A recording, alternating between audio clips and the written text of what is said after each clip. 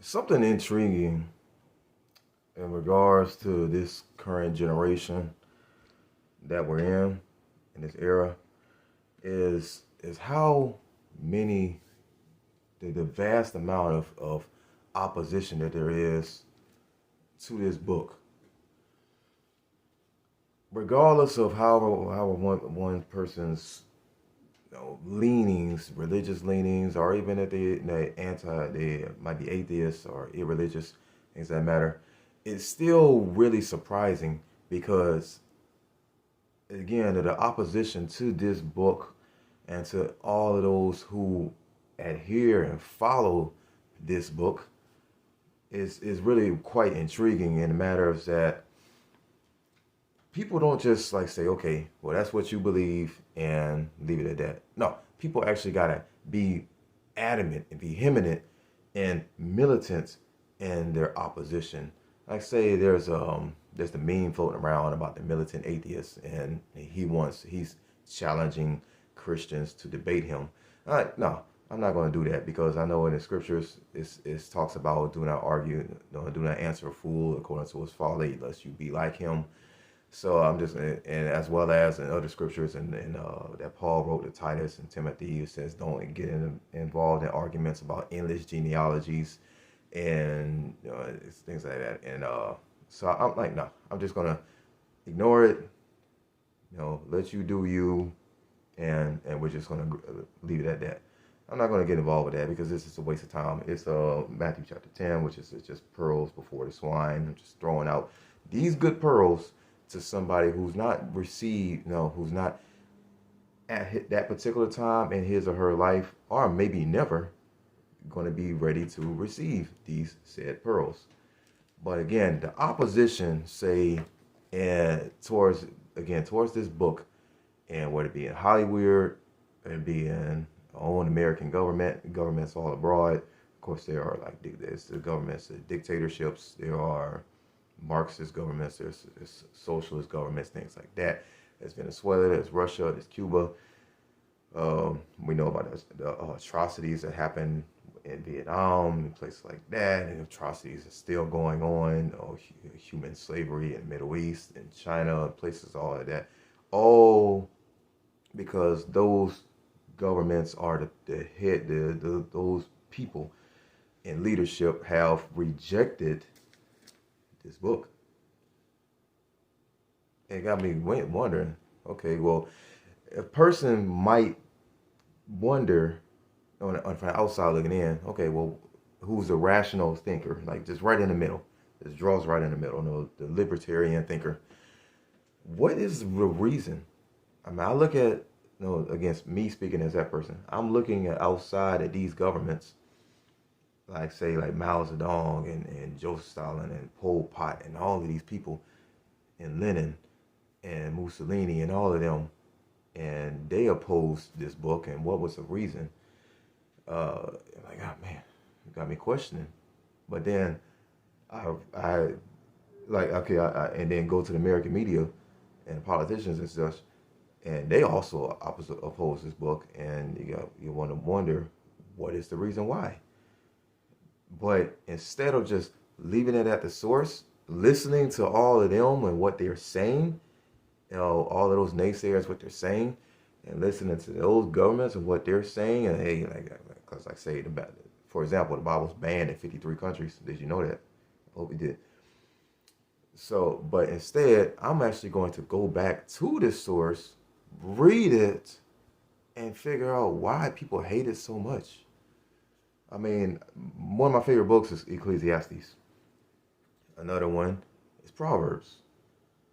So, and then of course, a lot of people read Psalms. We've raised on Psalms. It's here in the South, in the deep South, in the South of America, is raised in the church and reading only the New Testament, Psalms, and Proverbs. So people should have some kind of foundational knowledge of that.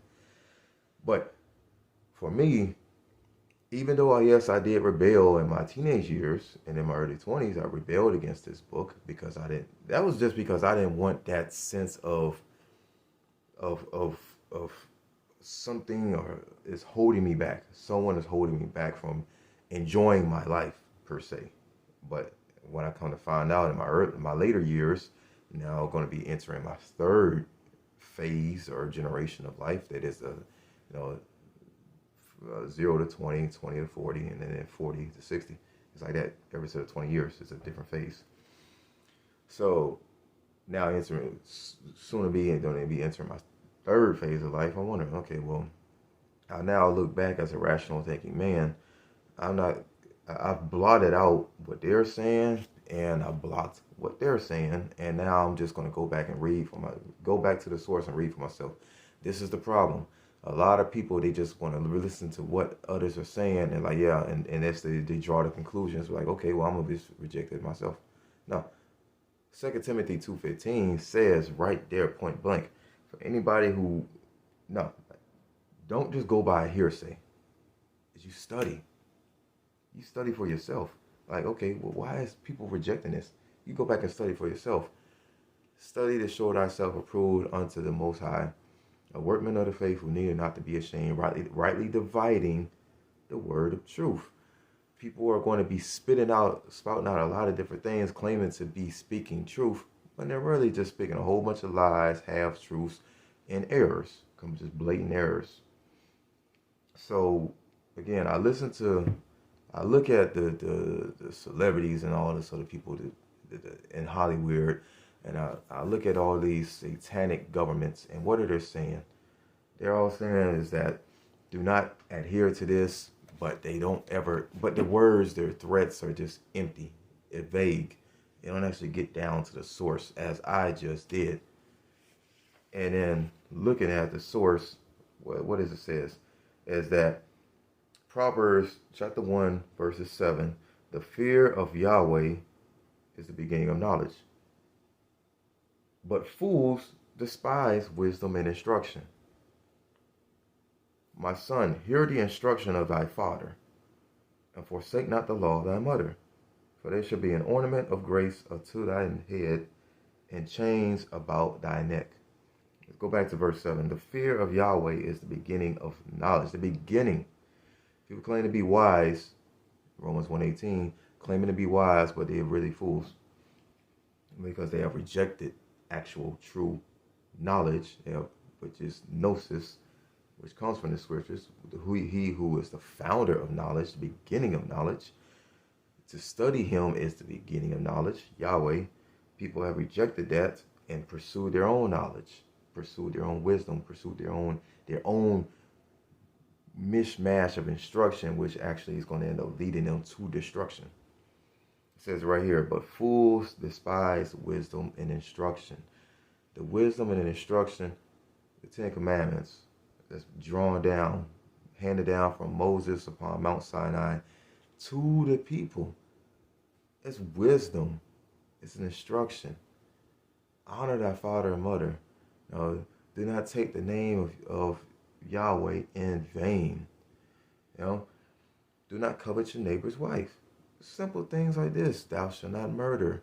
I mean, come on. It's the Ten Commandments, as well as, fast forward and later on, as Yeshua was challenged constantly by the Pharisees, the religious leaders of that day, and then also later on is in a crowd, what are the two greatest commandments? How can I summarize all of these things up?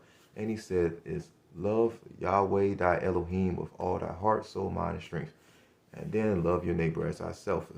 These are the fulfillment. For unto these two hang all the law and the prophets. If you want to know wisdom, if you want to receive instruction, you want to adhere to the law, because everyone's bound by a law. It's point blank. I mean, it says that right in scriptures. I mean, even if a person might not adhere to this book per se, there is a law that they are in agreement to, that they are bound to themselves, and they'll become a law unto themselves. It says that in scriptures. So there is some law, and this in particular is the law of Messiah, the law of Christ. You read this, you study it, you adhere to it, you model your life, you apply it to your life, and then you go out and sow those seeds of instruction and wisdom to everyone that you see. If they oppose it, then so be it. Matthew 10, the instructions unto the disciples: shake the dust off your feet and move on to the next city and preach to them, preach to others. But for all of those who are opposing it, don't even entertain it. Okay, it is what it is. Don't even entertain it, because again, like I said, like was mentioned in the beginning, possibly it's a time in that person's life where they weren't ready to receive such words of truth and gospel, which is salvation that was brought by the person who is the proponent of truth, the holy and anointed one of Yahweh. He came into this world 2,000 years ago and sowed truth, not discord per se, not discord. Yes, there is a sword of truth that will cut asunder, and as when he returns, will make a permanent separation between the sheep and the goats.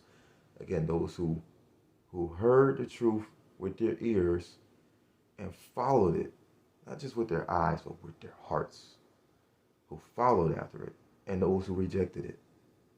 Don't be the one who rejects it simply because of what they said about it.